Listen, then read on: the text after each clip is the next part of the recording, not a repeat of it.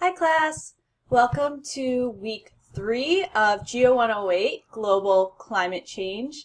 This week we'll get going on learning about Earth's climate system and controls on climate. So we are covering a lot of content this week, and so make sure you've finished going through last week's videos and activities first.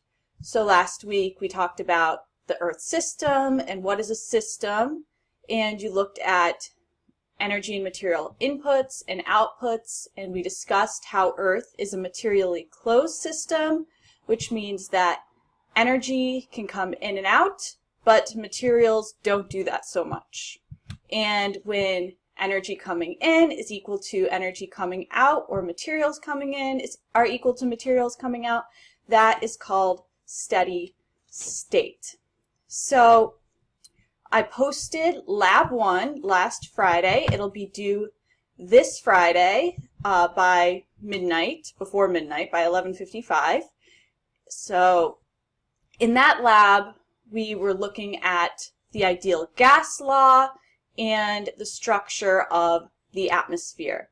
So with the ideal gas law, we saw the relationship between pressure and volume and temperature.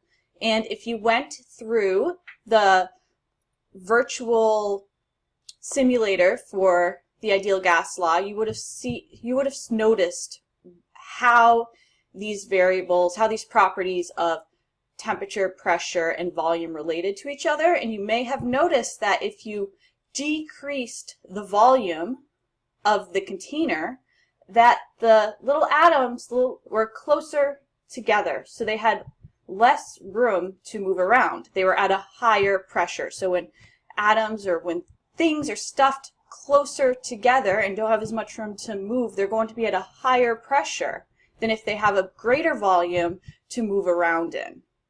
And also, if you increase the temperature then for a set volume, the molecules or the atoms are going to get excited and they're going to want to move around faster, which is also going to increase the pressure, right? So that'll all come back around again. That is not going anywhere. And you should also now have an idea of what the general structure of the atmosphere looks like. And I'll be taking you into that a little more this week and in some of these recordings. So I posted the key terms and concepts for week 3. So make sure that you go through those carefully. We're going to have our second self-test due a week from this Friday on the 16th of February. That'll cover everything from weeks 2 and 3. And I extended this deadline for self-test 1 to this Friday, the 9th of February, because I've noticed that most of you have not taken it. You need to take those self-tests. They're a big portion of your grade, and this is going to be the only time I extend it. You'll have 2 hours to take each self-test, and you're expected to not be searching for the answers online. You're expected to take these tests by yourself, and I'll leave more instructions when I post self-test number 2 this Friday.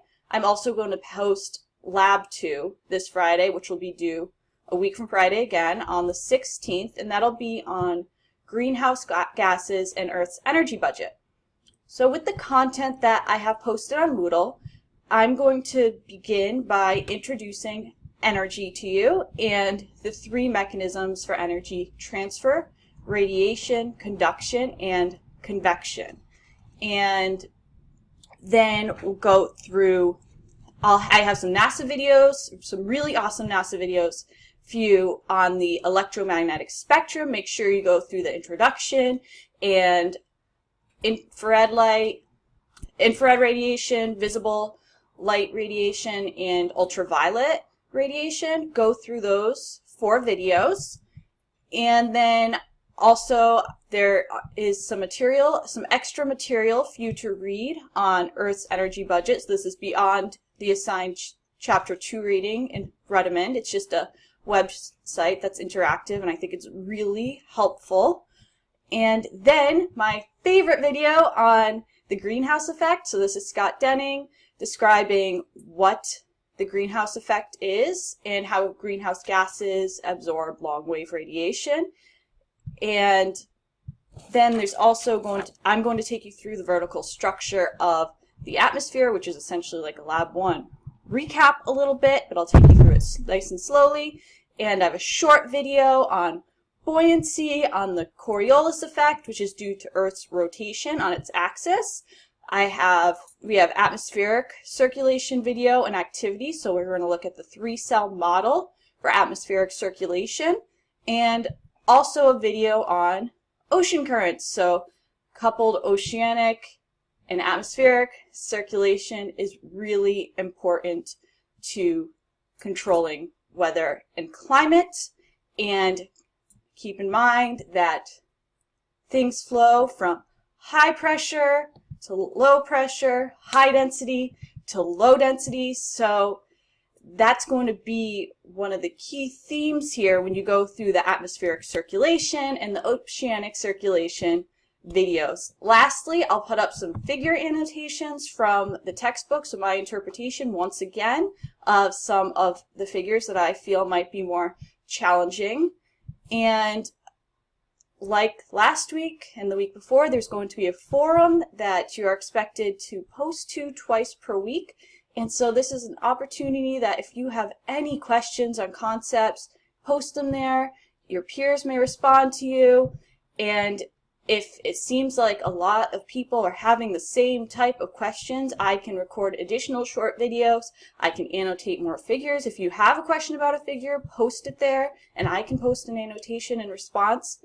So please just keep the communication open with this. I know it could be a challenge with an online course. Anyway, enjoy week 3 content and happy learning.